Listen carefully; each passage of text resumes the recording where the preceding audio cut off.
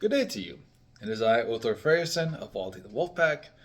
Just here at my bar, just enjoying my lazy Sunday. Have some nice little coffee here to enjoy the day. Can't start the day without coffee. And of course, I got my nice little swag here that we are making. We're making new shirts for the actual Kindred as well. Um, Along with that, we're also using it for Heathen Days of Pagan Nights, which is actually an event later in the year, come September. So it's also going to be help fundraising that as well. But, look at the shirts. We actually make these. We're making more of them too.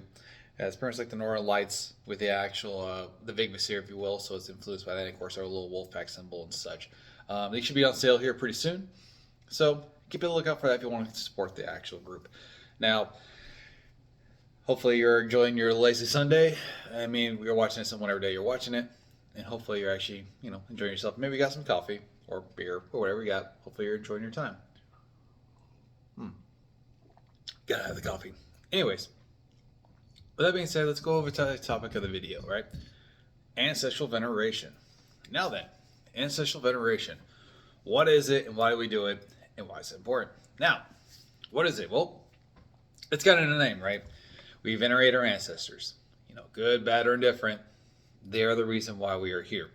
And of course, we like to honor their actions, and we also like to remember that they're the reason why we are here.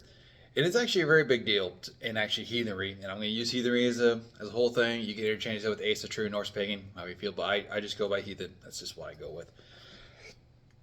Excuse me. But anyways, why we do it is because we have to remember their actual sacrifices. We have to remember their actual trials and tribulations that they had. Now, are we going to remember all of it? No, but we can still remember what they are, what they represent, and stuff like that too. So, and ancestors doesn't necessarily have to be blood either. It could be anyone that could be raising you. It could be even a community if you really think about it. It's what brought you up into this point. So, and of course, we also, as far as heathen goes, we like to remember. Now, we believe in two deaths, right? The day you die, and then the day that everyone forgets your name. So, it's all about the legacy, if you will. So, let people's legacies live on and stuff. Now, how does this tie into the mythology aspect of things? Now, if you read the sagas and stuff like that, a lot of these actual Viking kings and stuff like that too, they would actually recall upon their fathers, their forefathers, and their forefathers, and it was to show royalty or any sort of like lineage of any sort, right? So, with that being said, it's as heathens and ancestral and stuff like that, we have to remember our trials and tribulations of what brought us to this point. And of course, some people believe that in some way, shape, or form, we are related to the gods, and I think that's more of an older time set point. And of course, that's why I think it's more in the Anglo-Saxon side of the house and even some like the more royalty aspect of Sweden and Denmark and stuff like that, way back when, as they would try to prove, they would remember their ancestors to prove that they are related to said deity like Odin and Uller and stuff like that. So, and that's kind of just one of those reasons why we do that. Now, and here comes a little controversial topic of that, right? Are all of our ancestors good people?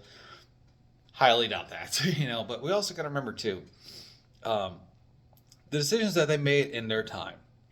Whether you have ancestry from the Civil War, American Revolution, or even further past that, or even further later than that, the decisions that they made in their time may not have been the same decisions that we would make now. And there's a couple reasons for that.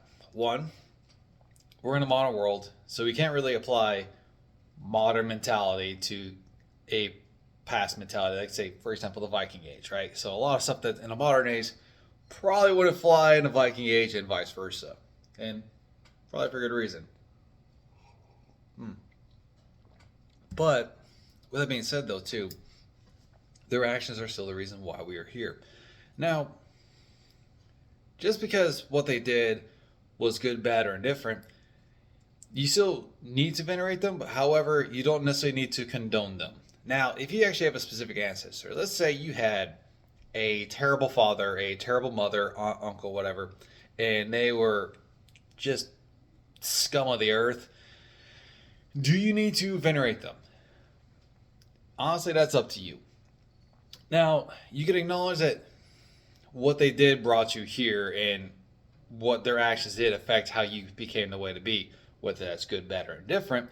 And you could understand that aspect as well. However, if, for example, if your father was a murderer or your mother was a drug dealer, just extreme cases, of course, but and they did things that you didn't necessarily condone, you actually have that right to not venerate them, right? You don't necessarily have to celebrate them, right? Now you can celebrate, some of your other ancestors that actually did good things, right? For example, I'm sure here in America, or even anywhere else in the world too, you had a great great grandfather who fought in World War II. You probably do, and you probably, whether you knew them or not, you understood their actions very fondly, because they fought the Nazis or the Japanese, and they fought in a war that they, whether they lived or died honorably in it, and you can venerate those actions. And of course, you probably remember their name because those names were passed down from, your father, your mother, your grandparents, and their grandparents. And, for example, I have a couple grandfathers who were passed down name wise of their actions in World War II, and of course, I know their stories, and I know the snippets that were remembered anyways, of their stories. And of course, when we do this, though, and why we do this, is to keep their memory alive. Think of ancestral veneration as keeping the loved ones alive. Now, and again, like if you have a vile relative, I think most people could in your family line could actually say, you know what, we kind of let that one go. But you can also use it as a learning method to say, hey, use it as a method to not be that evil person, right? And you can even use that to break certain family chains if you really think about it. So think this way. I remember one of my friends telling me this a while back. It was, I'm paraphrasing it too. If someone actually knows this, actually the main quote, you could actually probably put in the comment below. And essentially is, a blessed deed of a father who breaks the cycle of the previous generation, or the cruelty that he experienced. For example, if your dad or mother was abused as a child, and then they broke that cycle for the next year, that could be something you can venerate your ancestors for. Things of that nature. But we also would remember, unfortunately, those acts to say, hey, we don't return to that. We remember that we are better than that. And those are some of the things. Now, I think I kind of beat that dead horse enough. But to the next topic, we're gonna talk about how we celebrate the ancestors. But drink coffee first. I love coffee. Anyways, so how do we properly venerate the ancestors? Now, here's some things I like to do. Right. So Samhain. This is actually one of my favorite holidays. This is actually Samhain. Samhain is around Halloween time. It takes place at the same time too. I know the Hispanic side of the house, they call it Day of the Dead. People who like south of the border, they call it Day of the Dead, and it's kind of like the same thing, but not quite. Samhain is more Irish influence, and you can even say it's German too. They call it Samhain though instead. Some people say Samhain's more Celtic, but anyways, tomato potato. Why I love Samhain is I do a Samhain blot, and I actually have a bowl to actually honor the ancestors. Now, I have a strong connection with my Celtic, yeah, I can say Celtic, Irish and Scottish ancestry, right? Because that's a lot of my mother's side is a lot of Scottish and Irish, and of course, I respect them. And when I make a Guinness shepherd's pie, now it's a little Americanized, but it's how I actually venerate them too. Now, some of the things I like to do as well, as far as like the Scottish ancestry, when it gets to the warm months here in Alaska, I like to wear a kilt. I love kilts. Kilts are like awesome. But I also like to remember the clan names, because I have Clan Watson, Clan Leslie, and I believe Stewart too as well. But I like to, I gotta get a Leslie Tartan, but however, I still like to actually remember the history of like the Leslie clan. Now I got like a little coffee coaster right here is like Leslie Castle, and I actually got like a little Leslie clan thing in the kitchen there, or not the kitchen, but the dining room. But as far as my kilt goes, I actually have the Watson tartan as well. And I like to actually have these things so I can actually remember the said struggle of the actual ancestors that I had. Now, you can even look at the history. That's also a way of venerating your ancestors. Now, if you want to look at in the heathen aspect, the mythology aspect, you can read the lore. Reading the lore and understanding how your ancestors might have practiced the religion. Granted, we talk about like, well, they didn't call it a religion, they just call it the ways and stuff. But tomato, potato. But the fact of the being is, when you actually try to learn about your family lineage, your family history and such, and you remember how they actually did certain practices, you're actually help venerating your ancestors. You're keeping what they worked for to keep alive. Hmm. And that's just some of the things that I like to personally do.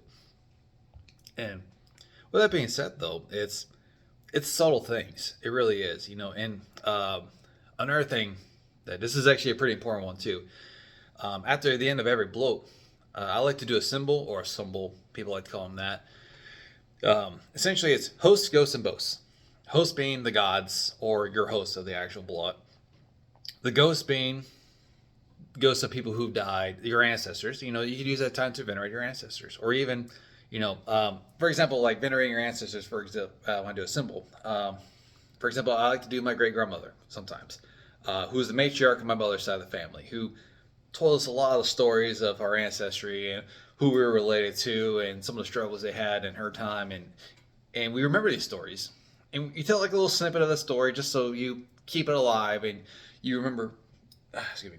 You remember what they are, what they were, and what they represent, and how that connects it to you. And it's a beautiful thing, really. Once you really understand, you try. I mean, you're not gonna fully understand their struggles. I mean, that's two different time periods and stuff like that. But even then, it's still, you are remembering their sacrifice. You're remembering their trials and tribulations and stuff. And that's just another way to actually do it.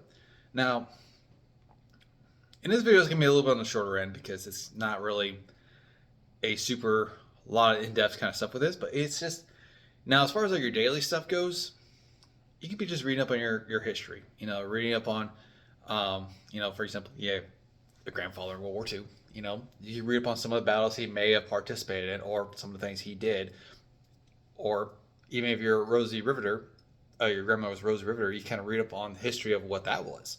Because I got a grandmother who was a Rosie Riveter too, and read up on that. You venerate their actions. You actually, you help solidify their legacy and understand that this is something that actually resonates in my family line. For example, I was living with my grandfather who served in World War II, and of course he fought the Germans and stuff like that too. And of course, me serving in the military as well, in the army to be exact too. I'm actually honoring his memory when I do that. I also, not only am I serving my country, but I'm also honoring the memory of what he stood for and what his same values, and understanding what his values were. And you have more of a closer connection to your ancestors in that sense of the matter. And when you actually, some people like to name their children after their ancestors, if you will, like your great grandfather or grandmother, stuff like that.